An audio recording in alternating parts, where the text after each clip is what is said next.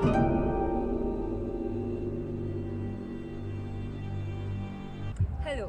I am Carissa Gupta, and today I am here in the Nalagarh village of Noida, located in Sector 145. Come with me as we discover the forgotten heritage that lurks behind these doors. On the 13th of April, the day of Vaisakhi, which is a significant day for Sikhs worldwide, as it marks the establishment of the Khalsa Panth by Guru Gobind Singh, the 10th Sikh Guru. On this day, we, at Walking Past, decided to honor the historic significance of this day. 105 years ago, in Amritsar, General Dyer opened fire on a crowd of Indian civilians who had gathered to participate in a peaceful protest. The troops, armed to the teeth, blocked the only exit of the garden in which the protesters had gathered and fired on the crowd for 10 minutes, until their ammunition was exhausted. Hundreds of innocents were killed in this massacre, as the only way to escape the violence was to jump into a well. The Indian protesters chose to commit suicide rather than die at the hands of the British. The brutality of the Jallianwala Bagh massacre served as a stark reminder of the injustices perpetrated by British colonial rule and further motivated freedom fighters such as Bhagat Singh to fight against British oppression. It solidified Bhagat Singh's resolve to seek revenge for the atrocities committed against his fellow countrymen and to work towards liberating India from colonial domination. The massacre also contributed to the radicalization of Bhagat Singh's ideology. He rejected the non-violent approach advocated by leaders like Mahatma Gandhi and instead embraced militant tactics as a means to achieve independence.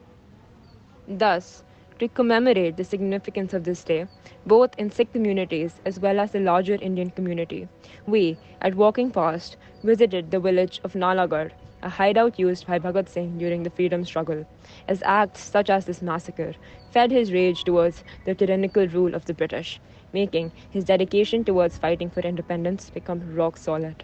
The area in which we are currently standing used to be a place where our brave freedom fighters such as Bhagat Singh, Chandrasekhar Azad and Subhash Chandra Bose used to hide out as they plotted and strategized their freedom struggle. This place's historical significance, there seem to be no signs at all whatsoever. The tragedy is that even the villagers living here don't know about this place. Neither did we before researching. It is surprising to see a place that is so significant for our independence is slowly being forgotten.